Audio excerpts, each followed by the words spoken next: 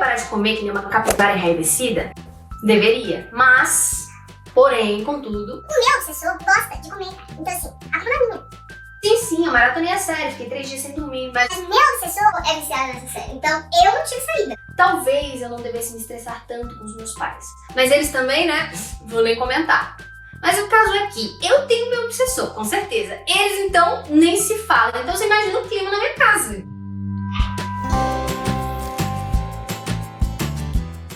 Obsessores. Depois que a gente descobre a existência deles, é um caminho sem volta. Vocês já perceberam isso? Cara, tudo vai pra conta deles. Tudo. Mas será que é tudo culpa do obsessor? Afinal de contas, o que são os obsessores?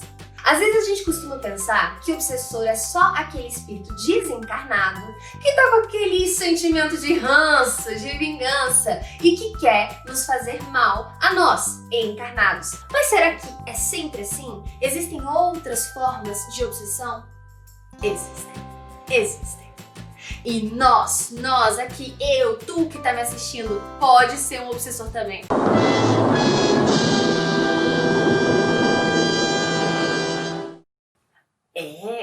Nós temos o tipo de obsessão de encarnado para encarnado. Ou seja, eu, você aí, nós podemos ser obsessores e nem saber. Por quê? Porque às vezes tem aquela pessoa que nos fez mal, que mandou mal, vacilou, e a gente tá com raiva, a gente fica pensando nisso o tempo todo, lançando um certo tipo de energia pesada, baixa em direção a essa pessoa, e isso não deixa de ser um tipo de obsessão, e vice-versa. Que a gente vacila também, né? Vamos confessar. Temos também a obsessão de encarnado para desencarnado, ou seja, nós para os irmãos. Ou seja, nós em relação aos nossos irmãos que já desencarnaram. E como isso acontece? Às vezes, por exemplo, não superamos a partida de alguém.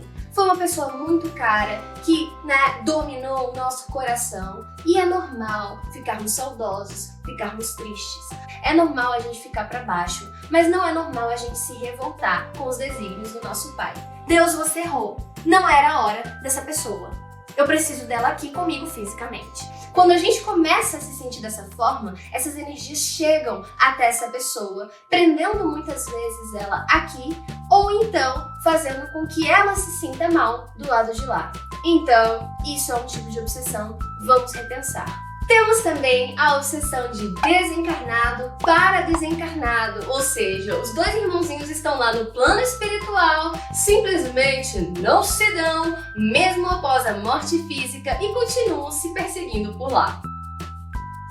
Em relação àquela obsessão clássica de desencarnado para encarnado, ela tem também uma diferençazinha que às vezes nós não pensamos. Nem sempre é um irmão que guarda remorso, que guarda algum tipo de raiva em relação a nós. Muitas vezes é um irmão que desencarnou, mas gostava muito da gente. Um parente, um amigo próximo, e simplesmente continua apegado a algo material, ao ambiente ou a nós.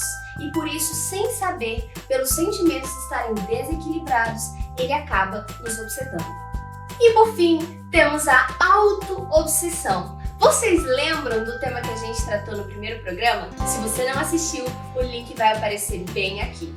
Pois é, às vezes com esses sentimentos pessimistas, esses pensamentos negativos em relação a nós, de não nos acharmos capazes, de acharmos que não vamos conseguir, de nos diminuirmos, acabamos trazendo para nós, de fato, esse tipo de energia e muitas vezes fazendo com que aconteça pela força do pensamento. Então, atribuímos a outros, mas a obsessão partiu de nós. E agora, o que a gente vai fazer? Simples, bora observar. Será que tudo que está acontecendo é culpa do obsessor? Se for culpa do obsessor, temos tratamento espiritual nos centros espíritas, temos também a nossa sintonia que a gente vai ficar de olho. O que a gente está fazendo, o que a gente está falando, o que a gente está pensando. Porque se estivermos vibrando aqui, o obsessor que vai estar aqui não tem acesso. Yes! Mas se a culpa for nossa, vamos tentar olhar para dentro, melhorar as nossas imperfeições, as nossas más tendências, melhorar os nossos pensamentos, sermos mais positivos.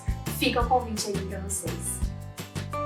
Meu nome é Camila Machado e esse é o programa Partiu Falar de Espiritismo, da Comunhão Espírita de Brasília. Você já curtiu? Você já comentou? Você já se inscreveu? Você já ativou o sininho?